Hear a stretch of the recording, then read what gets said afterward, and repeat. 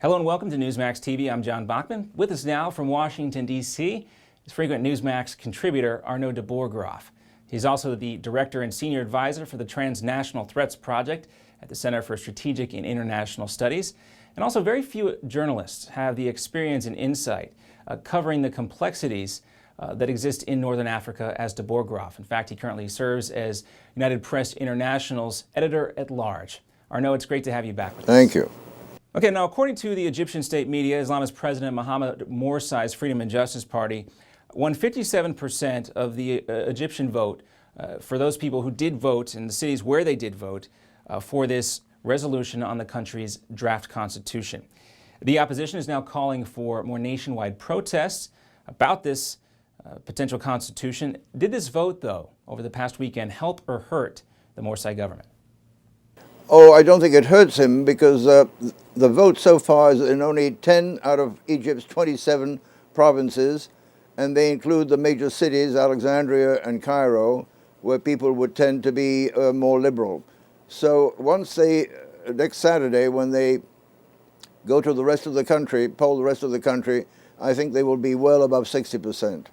And basically all they really need is 51%. Now, I did read several reports over the weekend that Egyptians had been waiting in line for 8, 9, sometimes 10 hours to vote. There are numerous reports that there was some attempts at voter suppression. Do you believe the Morsi government and its supporters are actively and perhaps unlawfully trying to influence the outcome of this most recent referendum? Of course they were trying to impact the outcome of the referendum. The president is Morsi himself, who's in charge. They've got the police, they've got the interior ministry, and the army is keeping quiet. So he will obviously breeze, there'll be many, many incidents, but he will breeze into an absolute majority next Saturday. And the question, though, is, and I guess he is the law, but anything that was done, was it unlawful?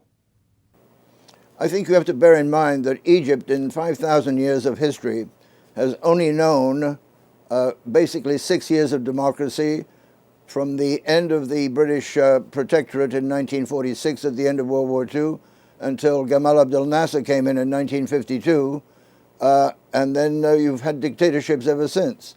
So there's no great tradition of democracy in Egypt. We had Nasser. When he staged his coup against King Farouk in 1952, the real target was the Muslim Brotherhood, which few people remember. So that's been the sort of bête noire of Egypt for a long, long time. And Nasser was succeeded by Sadat, who then had 11 years in power, and then Mubarak had 30 years in power. So now we've got a totally different ballgame. Military dictatorships are gone. Muslim Brotherhood is strong. And the only thing that I see that in a positive light is the fact that most Egyptians look toward Iran with fear, and they want no part of that kind of a regime. And let's talk about the opposition a little more. Mohammed al-Baradei, they called for this referendum to be canceled. Was the fact that the vote was actually held with a blessing, more or less, or maybe maybe they just weren't watching, or of course they were watching, but not doing anything to stop the vote, the Constitution, or the High Court, the military as well. Does that mean that the Morsi government may have more authority and power than al-Baradei and the opposition had hoped? Well, benign neglect, I think, is the Washington policy vis-a-vis Egypt today. The one thing we have going for us is what's happening in the region, and the average Egyptian shudders when he sees what's happening in Syria, which has been in a civil war for almost 2 years with over 40,000 killed. They look at Iran with trepidation. They don't really want to be another Iran because that's what Sharia law would lead to. And the average Egyptian is far more liberal than what you find in surrounding countries, including Libya and Syria, where you've had major upheavals in the past year. It's natural that people want to compare Libya and Syria and Egypt in terms of this entire Arab Spring, but based on what you've seen, what you've heard, what you read, how far is Egypt from deteriorating into a virtual civil war like what we've seen in Syria and Libya? Oh, I don't think we're headed in that direction.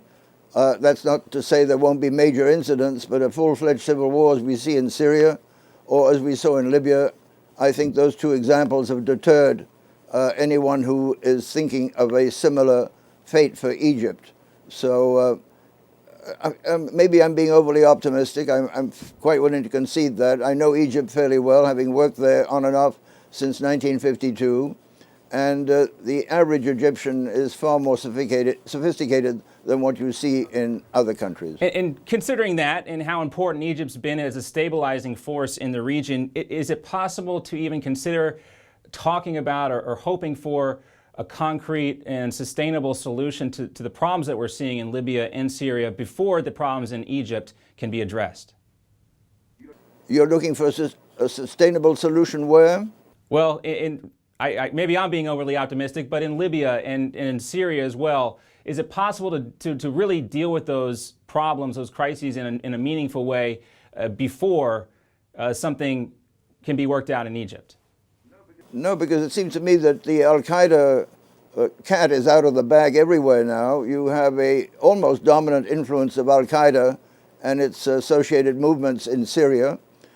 You have one of the top military guys in Tripoli, Libya today, who is also a former Al-Qaeda terrorist who was caught by the United States, or at least by one of our allies, and then renditioned to Thailand, where he was tortured. And today he's back in office, or in a high office in Tripoli. So all these currents and cross currents make the future pretty unpredictable. And you talk about Al-Qaeda. Now, there's, despite what you just talked about, there continues to be an ongoing debate between the Obama administration and a lot of Republicans in Washington, including Senators Lindsey Graham and John McCain, about the status of Al-Qaeda. The administration says that Al-Qaeda has been decimated. Others would argue that Al-Qaeda is very much thriving and maybe more powerful than ever before, especially in Mali and the Sahel. How dangerous is Al-Qaeda right now, and are they more powerful than perhaps they've ever been? Oh, I think today they're certainly more powerful than they've ever been, because they've got all these associated movements. They don't have any centralized control, but they have the same objective, whether it's in Mali today, which you just mentioned. They've got the Al-Qaeda terrorists are in charge of something now the size of Texas. And there's very bad communications, and nobody really wants to get heavily involved, among our allies, that is. So they seem to have a sort of open avenue now to enlarging their writ in Mali. And you see the same thing happening in Libya. They're staging a comeback in Libya. They're very active. The Al-Qaeda and associated movements are very active in Syria. There's no centralized command the way there was in the days of Osama bin Laden. And I think it's easy enough to make the argument that they're perhaps more dangerous without that centralized leadership, with no head on the snake, so to speak. No question in my mind that it is more dangerous, and it is one of the reasons why we're hesitating to do anything in Syria today. And I think that's very wise of the current administration to stay out. And from what I'm hearing from you, these new Islamist political parties seem very susceptible to the influence of Al-Qaeda in that region. Which political parties? Some of the newer Islamist political parties, these parties that seem to be dominating the political discussion in the countries like Libya and to a lesser extent in Egypt. And the question is? These groups, these political parties seem to be able to be influenced by these terrorist organizations.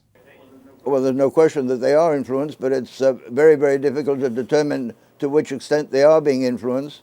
The CIA is having a terrible time trying to get to what the real story is behind the scenes in Syria and in Tripoli. Very, very difficult. And that's why everybody in Washington who knows anything about these crises wants to hold off any further diplomatic involvement. Yeah, and whoever becomes the next Secretary of State, as you just alluded to, is going to inherit an incredibly difficult challenge of the region. We don't really know who's going to be Secretary of State. There are some names that are being bandied around who are very good people.